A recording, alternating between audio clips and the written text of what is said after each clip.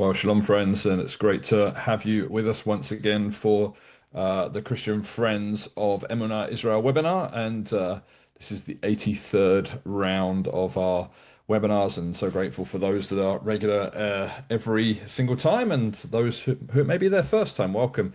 And we have a very special guest that will be coming to a little bit later on. As always, we do a bit of a run round with the news, and today is Yom HaZikaron. It's just coming to an end in Israel, and they're entering into Yom HaMatzut, but we will explain a little bit more about that later on. But today, Israel paused to honor fallen soldiers nationwide, and a 25,648 soldiers are being remembered who have fallen defending the country of Israel. The nation comes to a standstill during the memorial siren on highways, in office buildings, and in private homes. And the siren, which for the last 2.5 years has often warned of danger, sounds as a reminder of the cost of protecting the country from that danger. May their memories be a blessing. May their families be comforted among the mourners of Zion, and may God avenge their blood. The Chief of Staff, Zamir, stresses that continued resolve and national cohesion is required, and he stated, "Our story begins with the steps of Abraham, our forefather, who heeded the command Lech Lecha, with a promise that wove the unbreakable bond between the people and their land, and continues to this very day. For the righteousness of this path and for the right to take root here, people have fought in every generation." On the campaign in Iran, he said, "We'll continue to stand guard, and we will not allow Iran to realize its ambitions, and we will ensure the eternity of Israel." He added, "We will forever walk with our swords at our sides in order to ensure a vision of prosperity, growth, and peace for our children and grandchildren. To fulfill this vision, as we as a nation from all parts of the nation must share deeply in the mission of security and bear the burden through learning and change. Cohesion is a condition for our existence." President Herzog says that Israel remains in the midst of the campaign, and he stated at the memorial ceremony at the Western Wall today, "We are still in the midst of the campaign. War is a decisive moment, a national test, and as a nation we are meeting it in a remarkable way, and we will continue to face it with determination and strength despite all of the terrible pain." He added, "We do not live by our sword, but alongside it. We grasp it when necessary, as we do now, yet our spirit must remain strong, the spirit that aspires to peace, freedom, and dignity, the spirit filled with faith, with love for humanity and for our land. This is the spirit that can overcome every challenge." He concluded, "The generation of war's turn has come to dare and dream of the day after. It deserves a song of hope." And the timing between these two holidays is very, very significant as well, because of how they one follows the other. But again, we'll talk about that a little bit later on. Iran is the ceasefire with Iran is not very secure. There have been things that have taken place in the Strait of Hormuz that America has reacted to, and of course the tentative ceasefire within Lebanon as well. They have just fired a number of missiles and drones at IDF soldiers up in the north in the recent moments, and of course Gaza continues, and elsewhere it's an ever-changing situation, and we shall see, as with every day, what is around the corner in this whole scenario that Israel is currently facing for the freedom of the West. And if only the West would truly recover and understand that reality that is on the ground, that Israel is really the first bastion of defense of Western civilization. Well, as always, we open up with reading some scriptures, and today we're going to read Psalm 34, verse 15 to 19. It says, "The eyes of the Lord are on the righteous, and his ears are attentive to their cry. But the face of the Lord is against those who do evil, to blot out their name from the earth. The righteous cry out, and the Lord hears them. He delivers them from all their troubles. The Lord is close to the brokenhearted," or in some translations, that the Lord is near to the brokenhearted, "and saves those who are crushed in spirit. The righteous person may have many troubles, but the Lord delivers him from them all." So, last night, Yom HaZikaron began and runs through till the end of the day. So we're still in Yom HaZikaron here in the US, but Yom HaAtzmaut is beginning in Israel, and will continue on into tomorrow. Before we bring on our very special guest today, we wanted to share with you a video about Yom Ha'atzmaut in case it's a a new topic for you. So we'll watch this for a few minutes now.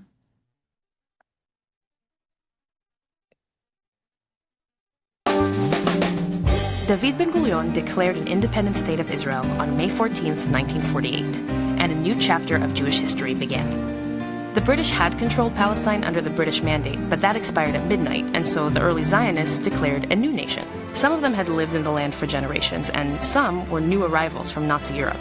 For a couple of years, May 14th was a day for mourning lost soldiers. Then in 1951, Israel decided to split the day into two parts, Yom HaZikaron, Remembrance Day, and Yom HaAtzmaut, Independence Day. It is celebrated on the 5th of Iyar, or one of the days right around it. In 1953, Yom HaShoah, Holocaust Remembrance Day, was also added to this period, happening 8 days earlier. Yom HaZikaron begins at night with a minute-long siren where the whole country stops and stands in silence. Another siren the next morning kicks off the official memorial ceremonies, as well as private ones where people remember their loved ones. As night falls, the memorial mood shifts quickly as Israelis move into party mode, and Yom HaAtzmaut begins, starting with a formal state torch lighting ceremony on Mount Herzl in Jerusalem, to fireworks over Rabin Square in Tel Aviv, to street parties everywhere. As the night goes on, the party gets more and more lively, of course. And the next day, while possibly nursing an Arak hangover, is all about a barbecue on the beach or at the park with absolutely everyone else.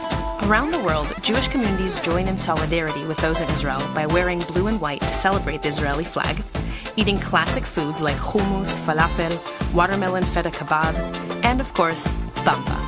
Folk dancing is a fun old-school tradition, and lots of communities host big parties featuring Israeli rock bands, artists, and nonprofits. In synagogues, some communities say the Psalms of Praise called Hallel, or the Prayer for Miracles, Al Nisim. Why? Because, for some Jews, the founding of the state was a religious historical event, the fulfillment of a biblical promise to Abraham and Sarah that the land they walked would one day be home to their children's children. There's some difference here about who says what, but the basic idea for these religious Zionists is that Yom HaAtzmaut is a modern holy day. Not so for secular Zionists who remember and celebrate, but without the religious overtones. Some Jews differ very strongly and see the founding of the state as heresy. These Haredim, or ultra-Orthodox Jews, say that the promise to Abraham and Sarah was to be fulfilled by God, not by people. They don't mark the founding of the state, even if they choose to live there. Finally, about 20% of the state is not Jewish at all. They are Muslim, they are Christian, they are Druzi, or they are foreign students and workers of different religions. They see the day differently. Some feel, despite their religious difference, a patriotism and respect for the Holy Land as a Jewish and democratic state. Others mark the day with protests and memorials on behalf of the Arabs who fell in battles or fled the land in 1948. Taken together, Yom HaShoah, Yom HaZikaron, and Yom HaAtzmaut constitute a week that is sometimes called the Israeli High Holidays. Danielle Hartman writes, "The sadness of Yom HaZikaron does not give new meaning to Yom HaAtzmaut. Rather, it gives it gravitas. It reminds us of the price we paid and, as a result, the care, responsibility, and duty we have to build a great country and to live and to give our lives special meaning."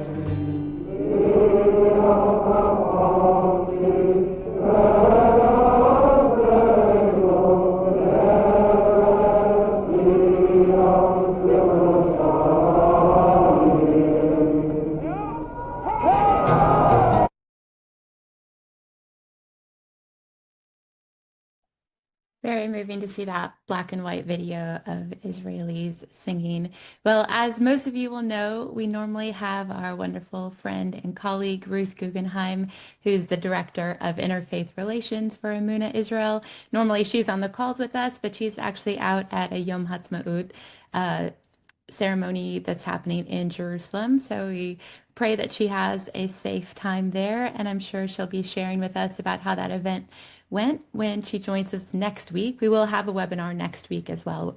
Our guest for next week is Peter Fast, who's the director of Bridges for Peace there in Jerusalem.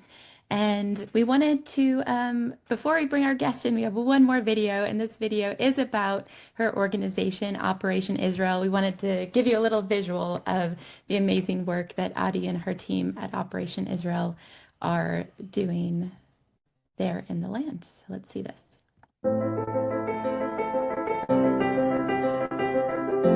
Dear friends, I'd like to share a little outlook at what our plan is moving forward. What began as a desperate emergency response to help our soldiers in those darkest days after October 7th has transformed into something far more profound. Operation Israel started by filling urgent equipment gaps in the field. But today, we've built something much larger, a complete infrastructure of support with partners and capabilities stretching across continents. But January's events forced me to confront a difficult truth. This isn't a temporary crisis. We are facing an existential threat from an enemy that celebrates our pain as their victory. The Jewish people, as we have throughout our history, will continue to live by the sword. This is not just another chapter in our story. It is our permanent reality. Yet within this harsh truth, I found surprising hope. When we discovered our soldiers in Lebanon were vulnerable to thermal detection, we rapidly deployed camouflage structures that looked like rocks, protecting entire units. When we saw the toll of constant transitions between combat and home life, we created processing workshops that help our warriors navigate both worlds. When units needed quick repairs for their gear, we established sewing facilities right at their bases. These initiatives show what's possible when we combine Israeli innovation with the agility to act quickly. While larger institutions move slowly through bureaucracy, we can implement life-saving solutions immediately. From drone operations labs to combat simulators, from mental health support to tactical gear, we are building systems that will protect our defenders not just today, but for generations to come. Our ancestors understood that survival requires both strength and wisdom. In Pirkei Avot, we learn, Im en ani li, mi li. If I am not for myself, who will be for me? Today, these words take on new meaning. We must be strong, we must be prepared, and we must support those who guard our gates. The road ahead is long, but we are not afraid of long journeys. We are the people who wandered 40 years in the desert and survived 2,000 years of exile. We will face this challenge as we have faced all others, with determination, with innovation, and with an unshakable faith in the resilience of our people.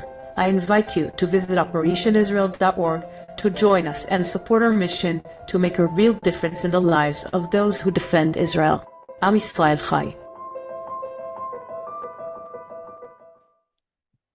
Stephen and I had the privilege of attending the NRB convention in Nashville a few months ago, and one of the highlights of that time for me was meeting Dr. Adi Vaxman. She's the founder and president of Operation Israel, which is a volunteer-driven nonprofit established in response to October 7th, 2023, the attacks on Israel that happened that day, the massacres, the tragedy. Drawing on her background in business, consulting, and operations, Adi rapidly mobilized resources to supply critical tactical, medical, and protective equipment directly to Israeli soldiers and first responders. Under her leadership, the organization has raised millions of dollars and delivered tens of thousands of life-saving items to units on the front lines. Dr. Vaxman is recognized for her hands-on, solutions-oriented leadership and commitment to supporting Israel defenders through rapid grassroots actions. So welcome to the Christian Friends of EMUNAH Israel webinar. Adi, thank you so much for joining us. Thank you so much for having me. Hi. Hi, so great to see you. So can you tell us a little bit about yourself, where you're from, where you're living now, how you got there? Well, it's kind of ironic. Today is a very emotional day for every Israeli, but for me in particular. So it's quite a day, and opening with the sounds of Hatikva made me even more emotional. So you'll have to excuse me for that if I start crying. It's just the day, and it's one of these days that that's kind of what happens to us. And so in terms of background, I was born and raised in Israel between what used to be a settlement in Judea and Samaria called Ariel and a kibbutz sort of northeast called Kibbutz Amapil. And so these two experiences really shaped who I am. I was raised by Holocaust survivors. All of my grandparents were Holocaust survivors. And in fact, three of them really took a very serious part of my upbringing. My parents were very young and busy, and it was very common that grandparents are raising the grandchildren at the time. My grandfather survived a year and a half in Auschwitz and was probably the most influential force of my childhood, I would say. And I had some extended family that managed to survive the Holocaust, and I was really raised by quite a remarkable generation of people. And their stories really shaped who I am. I moved to the States when I was 22, 28 years ago, and have been here ever since. And I am an American. All my 3 kids were born here and are living here. My daughter wants to go to the IDF after she's done with college, so that's the plan for her. My son is in law school in Georgetown, intending to do national security. So this whole idea of protecting the Western civilization and not just the Jewish people, because I think it's a lot larger than that, is something that is very ingrained in my personality and in my family's life. And that's pretty much it. I went to Cornell, got my MBA and PhD here in business. I have a business consulting company that helps businesses grow and scale and make their operations efficient. And then on October 7th, my life pretty much shattered. And as someone who I didn't mention, I was a paramedic in Israel in the 90s, so was very involved in Jerusalem, was very involved in responding to terror attacks in Jerusalem. And so I was personally present for several very bad terror attacks, bus bombings, restaurant bombings. And so I was very familiar with that. And then I came here, and I happened to be here in New York City for 9/11. So that was another experience that I kind of added to my list of experiences as a young woman. And I missed my train to get into, I was supposed to be at the World Trade Center on 9/11. I missed my train because my mother called me from Israel. We were supposed to be on a flight to Israel that evening.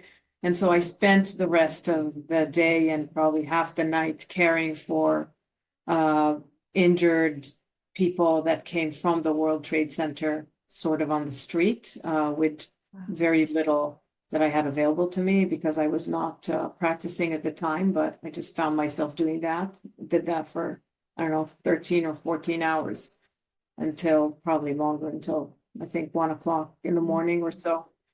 And so all of these experiences made me someone who's very the opposite of naive about the conflict that's happening in the Middle East now and in the Western world at large.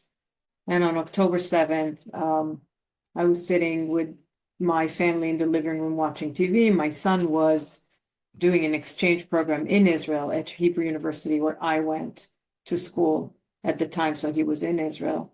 And the rest of us were here, and we were watching TV. And we went on Telegram as soon as the first kind of rumors started floating, and saw everything that happened pretty much in real time because it was all live streamed to Telegram and to Facebook and to Twitter. And we were seeing all of that. And it was very personal to me. I think the second video I saw was a blue sedan being shot at the gate of one of the kibbutzim. And you may not know this, but all of the kibbutzim in Israel look exactly the same. They are kind of a cookie cutter type of plan. They all have the same yellow gate. They all have, as you drive in, you have your main office on the side and your clinic and and then way in, there's like the cafeteria. So like they're all built exactly the same. When I was seeing these images, it was to me as if my home was being attacked, infiltrated. It was very, very difficult and very emotional. And I'm not normally a very emotional person in my life, and in my business, I have to be extremely logical and very unemotional. So I learned over the years to turn it off, but realized that on October 7th, I just couldn't turn it off. And as these things were happening, I reached out to a good friend of mine in Kfar Aza, who was working with me for a good 10 years. She's a graphic designer, to ask how she's doing. And I'm realizing now, in hindsight, looking back at these text messages, that I really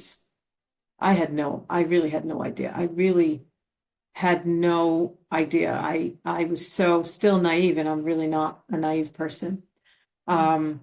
So I was asking her, can you get out? Do you want to go to my mother's house in Herzliya? Do you want to go here? Do you need a ride? Like, I was asking her these stupid questions now that I'm realizing how stupid they were, because my mind was going into problem solving. Let's get her out of there. She was in her house with her kids inside closets in the safe room for 26 hours while terrorists were shooting inside her house. And for those 26 hours, we stayed awake because we wanted to know what was happening. And were very anxious about whether they were going to be okay. Okay is relative, very relative term. And at the same time, I think around 7 in the morning, Israel time, around midnight here, my brother, who is a reserve officer in a tank battalion, the tank brigade, was making his way down south to join the fighting, and he kind of disappeared on me for about 2 weeks. After that, I did not hear from him, and the only thing I could do was listen to the list of names that were being published every morning in Israel, the list of the fallen, and that is how the next 2 weeks of my life went, is just waiting to see. Israelis use WhatsApp a lot, so I was waiting to see the blue check mark, and it did not come for 2 weeks. He's okay. He's alive. He got injured in February of 24 pretty severely, but after rehab went back to fighting, and he's in Lebanon fighting now as we speak. So it's been 3 years. He's 49 years old, not a child.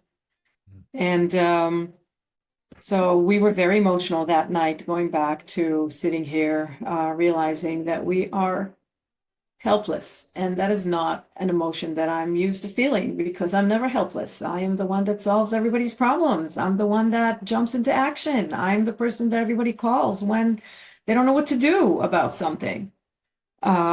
Just yesterday, a friend called me because something terrible happened to her daughter in school. So people call me when they have issues like that, and I'm sitting there and I'm helpless, and I'm not good at being helpless. And I realized in those hours that that helpless is going to kill me. I can't do helpless. I really felt like I was going to die. My stepdaughter, my husband's daughter from his previous marriage, was serving at the Zikim base at the time. She was in a search and rescue unit, and she also disappeared on us, and we couldn't find her for hours and hours. We didn't know where she was. It was very stressful. She finally called around 3 in the morning, and she said to my husband on the phone, she said, "Abba, all of my friends are dead." And I think at that moment is when I realized the magnitude of what was happening, and knowing that if I were in Israel, I mean, it's not very realistic, but we are a Second Amendment home. And so if I were in Israel when this happened, we would be out in the street fighting. That's the thing that we would do, because there would be no other thing to do. And given that I'm sitting in New Jersey in my nice, comfy home, and I can't go out with my guns anywhere and do anything whatsoever except be anxious, I realized that I needed to do something. Around 5 in the morning, God sent me the answer to how to save myself, and I'm being very honest about it. It was really coming from the place of the first instinct was save myself from dying. And I got a call from a friend here from town, from Fairlawn, New Jersey. Her son was serving as a lone soldier in the Givati Brigade in a special unit. And she called me very upset, also not an emotional person, called me very emotional and upset, and said that they're fighting with no protective gear. They have no ceramic vests. Now, mind you, when I was in the IDF, it was 30 years ago, we did not have ceramic vests. I had no idea what ceramic vests even were, let alone know how to buy them. I hung up the phone and I said, okay, let me think.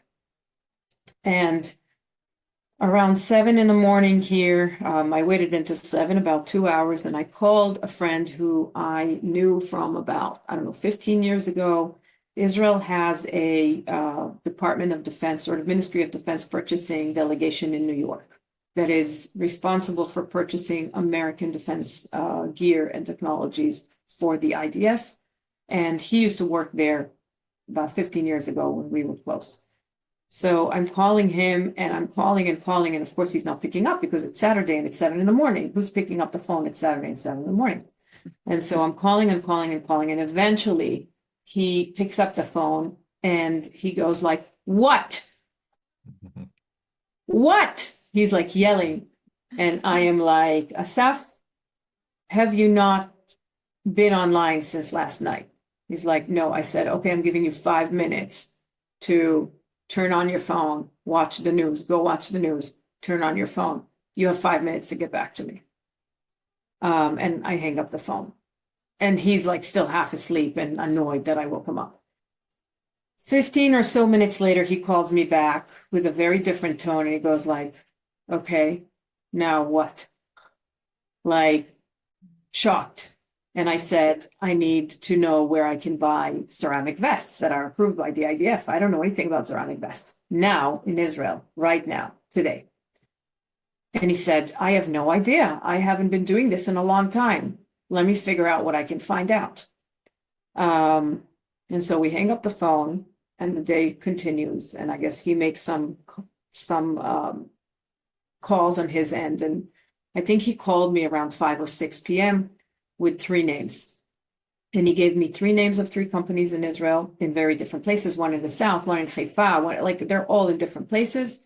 And he gives me some phone numbers of contact people. And he says, "I don't even know if they're still there. This information is old. But try the cell phones because I doubt anybody's going to answer you at the office phones on Shabbat." Right. So I take the information, I go online, I do a little bit of research. He gave me the standard and what I needed to buy, the specific specification of what I needed to buy. And so around midnight or 1 a.m. between Saturday and Sunday here, I start making the calls. So we are sitting here, my husband, myself, and on my daughter's phone as well, and are trying to make calls on 3 cell phones and a house line, trying to make the calls. Calling and calling and calling and calling, and it's busy and it's not going through, and it's busy and it's busy. And eventually I got through to all 3 suppliers by some point, I don't know, 3 or 4 in the morning. And I bought everything they had in stock on my personal and company credit cards, and it was $162,000 that I put on credit cards. And I'm really not a wealthy person that has that kind of money, but I wasn't even thinking.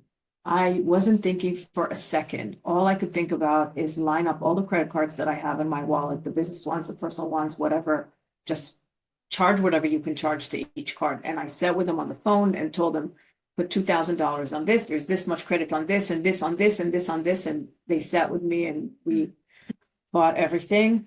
And my next call was back to my friend here. And I said, "Now you have to find someone that will pick those up and deliver them."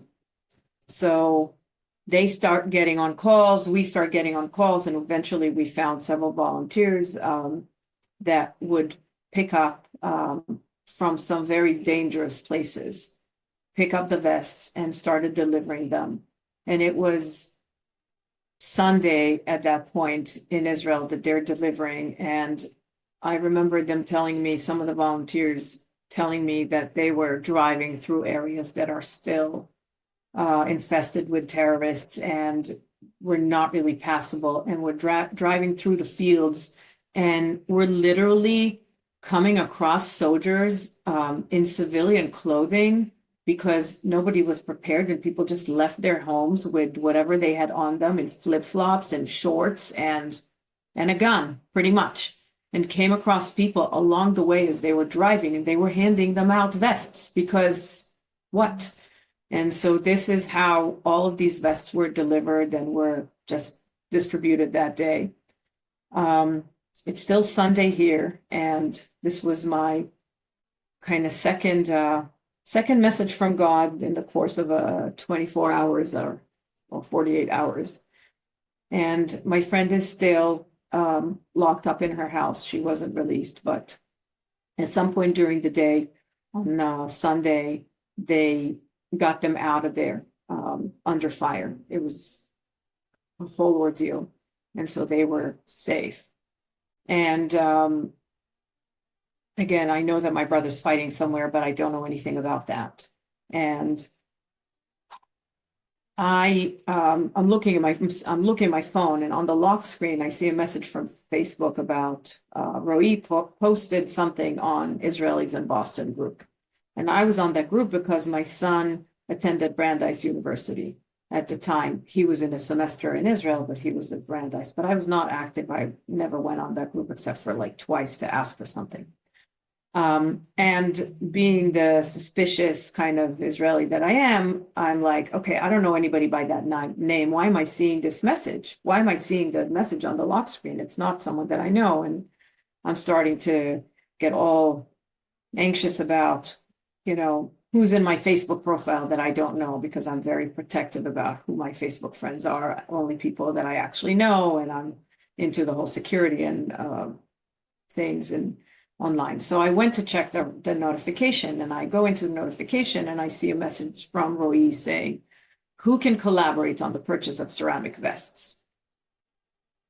And, again, being the very skeptical person that I am, and mind you, I have not slept since the night between Thursday and Friday at that point, and this is like Sunday, I don't know, noon or 1 p.m. here. So I'm a little bit hallucinating at that point, and I'm not completely trusting my cognitive abilities. And so I left a message for him and I said, you can call me, but I'm still like rolling my eyes. Okay, another guy that doesn't know what they're doing. And not 2 minutes later, he calls me. And the minute that he opened his mouth, I was like struck by lightning, because I remember getting off that call. I'm sitting here in this office and my husband was sitting over there at his desk. And I hung up the phone and I said, okay, God is speaking. You need to listen. And my husband turned around and looked at me and is like, what? Like, it's not like you to talk like that. I'm a very logical, structured person. I have a relationship with God, but I don't usually talk about it. It's my relationship with God. That changed, by the way, since October 7th. I started speaking to God out loud and talking about God. But before that, my relationship with God was very personal. So he thought it was strange, but Ray was a former Shin Bet guy, much, much younger than me, a lot closer to the army than I am. His wife is doing a postdoc at MIT, so they had just arrived literally a few months before to the States. And he has all the knowledge that I don't have and all the contacts that I don't have to do what I wanted to do. And that was divine intervention. If there was ever a definition to divine intervention, that was it. A few hours later, I get a call from Isabella, who is a doctor, a family medicine doctor in my town. We knew each other from before. Our kids go to school together, but we've never been close. And she said, I know you're doing something. Put me to work. I want in. So I said, you know what? I'm getting a ton of medical questions and they're asking about medical gear that I don't know I just don't know. You deal with all the medical stuff. I'm going to send them to you. At that point on Sunday, I already set up a Google form to handle requests because my phone was blowing up with 20,000 messages a day. I really couldn't handle what was happening with my phone. We were putting my WhatsApp on everybody's computer so that they can answer messages and say, we don't even have time to see what they're saying. We were getting voice messages and text messages and you name it, with people that are begging for help. And I had no way of vetting who the people were. And I know that there are still terrorists. And I know that there are terrorists taking Israeli phones. And I know that, and my head is like, I don't know you from anybody, because I don't know if you're a Hamas terrorist posing to be an IDF soldier and you just killed one. So Roy was doing the vetting. He had access to figure out who's who. He was asking for identification. He was pulling his strings to do the vetting of who needed what. And very quickly we started figuring out who needed what and started buying whatever we could. I would say we raised about $5 million the first month. By now we raised about 12 million, almost 12 million. We sent about 120 something thousand pieces of gear over to Israel and helped around 105,000 soldiers at this point. These numbers are as of March, so probably more in April. And this is what we've been doing since then. We are a small group of volunteers. We're all volunteers. Roy is a software engineer. Isabel is a doctor. I have a business. None of us were working or doing anything, I would say, for at least a year. We were 24/7 just trying to save soldiers around the clock. Every single member of all of our three families, everybody's kids, everybody, we were packing, shipping, carrying to the airport, stubbing our toes, cutting our fingers, you name it. We were ordering equipment. My house became a warehouse. It was floor to ceiling of boxes. Still is, by the way, now that the sky reopened. I have a huge shipment to get out. And almost 3 years later, this is the second Yom HaZikaron, and nothing has changed. Nothing has changed. The war is still going on, ceasefire or not.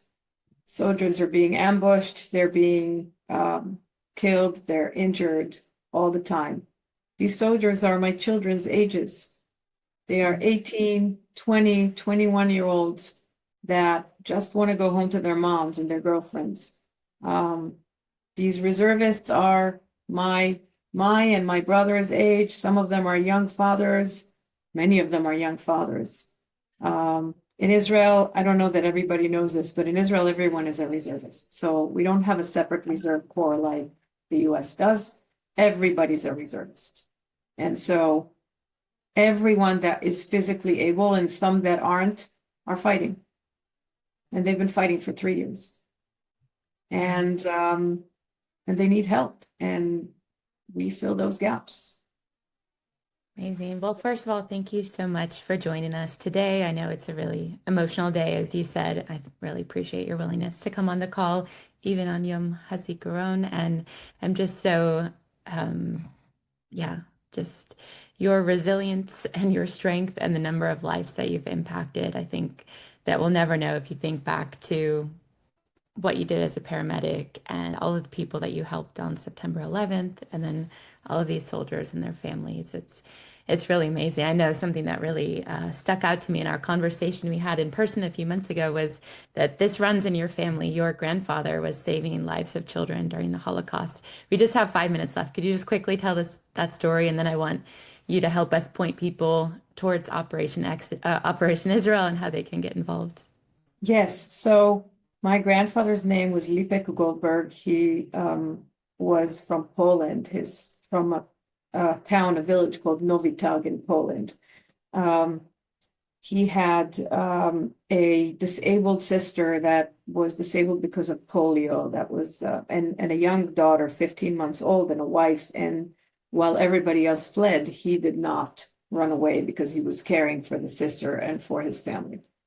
When the Nazis came to take them, they were taken to Auschwitz. His wife and his daughter were murdered right in front of him in a really horrific way that I'm not going to describe here. But I think when my daughter was 15 months old, it suddenly came to me kind of what that meant. He told me that story long before. He did not live to see my children, unfortunately. But as I was growing up, we were celebrating all of the holidays in my grandparents' house. And he had quite a remarkable story in so many different ways, but I'll tell you this one little piece. People would come to the house and show up, and I would be introduced to them as this is, Aunt Rosa and Uncle Paul and, Uncle Mietek and all kinds of these weird names and Polish and German and whatever names, Hungarian names, and uncle and aunt. And I remember at some point I was probably around 10 and I asked my grandma, who are all these uncles and aunts? Everybody died in the Holocaust. I know exactly who survived because I know them. And it was a very small number of people. And I was into the family tree and I did this whole thing as in third grade, I want to say. So I knew who survived. And she shushed me. She's like, don't talk about it. Don't ask questions. Be quiet. Be quiet. Go, go bring water. Go serve something. Go get a cake from the kitchen. And the next year that it happened again, I was much, I was a very kind of fresh little young girl, and I decided to go around her and go to my grandpa. And he was about to take a nap after lunch in his room. And I went into the room and I said, you're not going to shush me. You're not going to hush me. I want to know who these people are. Who are they? And I was really like yelling. I was not nice. And he had this big sigh and he looked at me and got quiet and he said, sit down. And I got quiet and I sat down and he said, I thought you were too young, but I see that I'm not going to have a choice with you. And he told me that in Auschwitz, he was kept alive because he was a very large, tall man. He was 6'1", I think. And at the time that was very unusual, really wide, really big guy. So he was very strong and he was kept alive. And his job was to pick up all of the bodies of the people that were either murdered or perished during the day. And the crematoriums did not have enough room for, and take them to big pits at the edge of the camp, close to the fence. And he would transport the bodies to the pits, and that's what he did at night. After dark, he would transport all these bodies to the pits. And so overnight, because he was allowed to be out for that, he dug a tunnel from underneath all the bodies in the pit to the other side of the fence outside into the woods. And he managed to get kids who either survived the selection somehow or managed to get them from the area where the selection was happening before they were sent to death or after they were sent to death, and he was sneaking them out of that tunnel out into the woods, out into the forest with no adult. And, these kids were 8, 10-year-olds. I think one told me that she was 5 at the time, with an older brother that was 7. So like young kids, and he just sent them out to try their luck. And some of them survived, and some of them found us over the years. And there was a radio show in Israel where you can try to look for relatives that survived the Holocaust all through the 50s, the 60s, the 70s, I think all the way to the 80s when it stopped. And they found us, and those were all these uncles and aunts. Wow.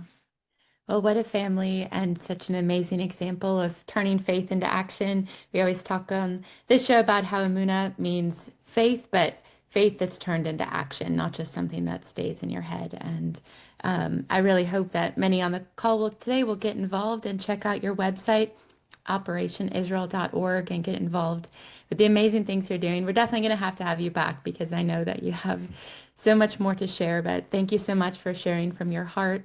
And we'll be thinking of you and praying for people of Israel today as they remember their loved ones, and then also celebrate the fact that Israel as a modern state is reborn, and Israel has the IDF that can defend itself. And we are praying for the peace of Jerusalem. And thank you so much for sharing. Great to have you. Thank you for everybody that have joined. Definitely check out the website, and remember, if you want to become a guardian angel through EMUNAH, a child sponsorship program that we've started recently, Stephen's put the link in the chat for that as well. You can go to emunahangels.org to find out more about that. So thank you, Dr. Adi. Thank you, everyone, for joining, and shalom.